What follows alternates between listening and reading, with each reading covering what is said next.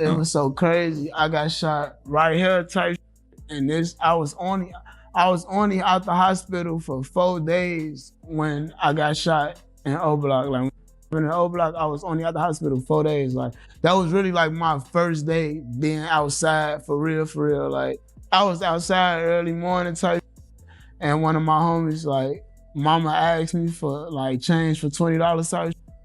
And I told her I ain't have it. Then she like, man, just give me $20. So when I reached in my pocket to give it to her, I'm like this. I got my head down. I just hear, pow. I hit it, go, pow. I look up, I see blood coming out my face right here. I just grab my face and I turn around. Blood was right there. Drake was right there. And I'm like, he right there. I bump into folks. Folks grab me, folks turn around, folks get the door. And then I just get to the gate. I get in as soon as I turn around, I jump the gate. I grab folks push me to the side, and then I jump the gate. When I jump the gate, I put my head down type shit, and I get to spin. It's metal coming out my mouth, but I'm thinking like, damn, my teeth came out. That's what I'm thinking type shit. Then I run in my homie crib. Shit still coming out my mouth. Damn, my teeth. So like, I ain't gonna lie, that's what I'm thinking about type shit. I'm tweaking, I'm in my teeth stuff. I run in my homie crib type shit. His mama on a breathing machine like she had heart problems, like a lot of like heart problems and stuff. So she on like a breathing machine. I walk in there, she see me shot like that. She just get the going crazy, like she pass out, boom, her shit get the beeping loud as hell. So I run upstairs to my homie. This up there playing Call of Duty. He got both of the headphones in. He don't hear none of the shots, nothing going on. I snatched the headphones off him. He look at me, he damn, now man, go out of town. I'm for put pressure on my face, but it's so crazy when I got in the hallway of his crib and I'm telling him to do all this. The blood coming out my eye, it's coming out my nose, and it's coming out my mouth. But as it's coming out, I'm thinking in my head like, man, it ain't choking me. I mean, it ain't choking me. Yeah, I've been seeing for some time, like, it look like you've been going back, and not just you, but your block. And like Chucky, been going back and forth. And it looked like y'all was cool at a point in time, like, he getting that. I just want to know, like, where did things go left with that situation? Cause I see, like, debating over that, like who made it first and this and that. Like, would you say like y'all made it first and then they most so like just branded it on some like, all right, this what we doing? Or like, is it a what's the word? Do anybody know who made it first for real? Or is it like, I'm gonna say like, all right. Cause that's really it was a term that was used in our neighborhood. Like, that's what we call each other. But when the guys like got that from like, I think off a movie or something, I ain't tweaking. When the guys got that off a movie or something. Like an old movie, right? Yeah.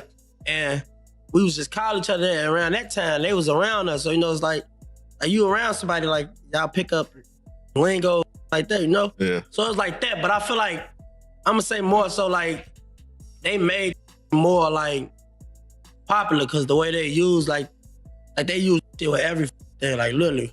We wasn't doing like that. We had to be talking to like, nah, bloodbath or something like that. Like that's how we was using it. But it's like, they just made it more so like they say in every sentence, like they everyday terms. 2 people are dead.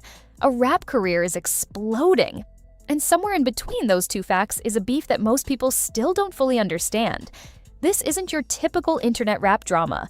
This is a situation that went from 2 sides being genuinely cool with each other to a 2025 shooting outside a restaurant where dozens of rounds were fired in seconds. And the crazy part?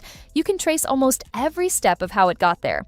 So let's go through it, because once you see the full picture, it hits different. Before any of this, Chucky Wackem wasn't some industry plant trying to manufacture a lane. His name already had weight in Chicago before he ever put out a serious record. People in his area knew him, not from streaming numbers, but from being present and active in the same environment most people only hear about in music.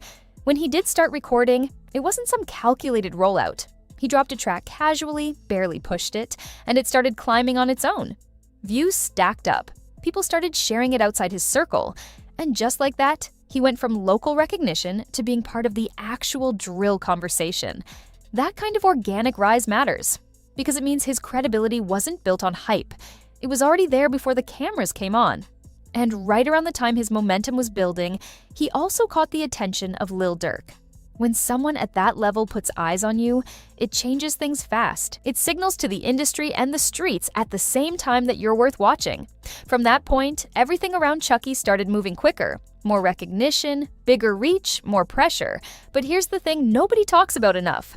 While his career was rising, his environment wasn't changing. Same city, same circles, same tensions sitting underneath everything. And that's where OBlock comes in. Chucky and people connected to OBlock weren't always enemies. Early on, they were genuinely around each other. Same spaces, sometimes overlapping circles, no real reason for conflict. In Chicago's environment, that's not unusual. Lines aren't always clean when you're coming up. People share slang, share spaces, and move without major issues until something forces a separation. That separation came in 2022. A shooting connected to OBlock changed the entire energy. Boss Top was among those hit. It was serious, not a minor incident, not something that could be brushed aside. And almost immediately, names from Chucky's side started getting attached to it. Action Savage's name circulated, claims spread. Some confirmed, some not. But in situations like this, perception moves faster than proof. From OBlock's side, this wasn't just another street incident. It was personal, and once it became personal, the neutral relationship that existed before was over. But here's what's interesting. That shooting didn't cause an immediate public explosion. It planted the seed. What actually lit the fire was something that, on the surface, sounds way smaller. A word. Bloodbath. Chucky's side started using it heavily. In music, on social media, as part of their identity. And that's when OBlock pushed back. Their claim was that bloodbath wasn't Chucky's creation. It was already part of how they moved, how they referred to things, long before it ever got put in a song. Now here's where it gets complicated. Even if that's true, even if the term did originate in OBlock's environment, Chucky's side took it and made it visible. They branded it, pushed it in records, and turned it into something with actual reach. So now both sides had a claim. One saying we started it, the other showing we made it what it is. And when that kind of dispute involves identity and public recognition, it doesn't stay quiet. It becomes about credit, about respect, about who gets to own something that now has real value attached to it. That's when the social media war started. Subliminal posts turned into direct callouts. Names got mentioned, credibility got questioned publicly. And once it's public, once there's an audience watching and picking sides, neither side can back down without it looking like a loss. Comments spread, clips circulated, people outside the situation started adding fuel just by engaging with it. That's the thing about social media in situations like this. It doesn't just document the conflict, it accelerates it. What might have stayed contained between two groups became something everyone was watching. And the more people watched, the higher the stakes got for everyone involved. But even at that point, it was still words. Then 2025 happened. Outside a restaurant, multiple attackers pulled up on a group that was leaving after a night out. Dozens of rounds fired. No warning. 2 people died. Almost instantly, the internet connected it to the ongoing beef. Posts appeared that people interpreted as claims of involvement. Finger-pointing started from multiple directions. At the same time, voices connected to OBlock publicly distanced themselves from the situation. So you had 2 competing narratives running at once. One side of the internet saying this was directly tied to the tension, the other saying it wasn't that straightforward. But in situations like this, confirmed or not, the association sticks. People had already been watching this conflict build for years. The moment something this serious happened, they connected the dots. And that connection, whether fully accurate or not, changed the weight of everything that came before it. Real loss changes things. It makes the timeline look different in hindsight. Arguments about a name suddenly sit right next to a body count, and that reframes the entire story. And while all of this was playing out publicly, Chucky wasn't just dealing with pressure from OBlock, internal issues surfaced too. Conflict with YFG Fatso started circulating, and what made it hit different was that these weren't strangers.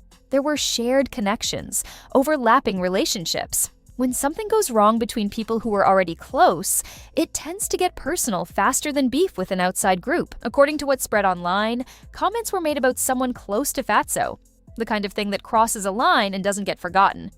Fatso responded publicly and directly. No ambiguity in his tone. He made it clear he wasn't letting it go. So now Chucky's situation had 2 separate fronts.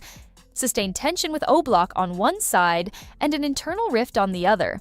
That's a difficult position regardless of what else is going on, and the fact that his career was simultaneously gaining traction made everything more visible. Bigger audience means every move gets more scrutiny.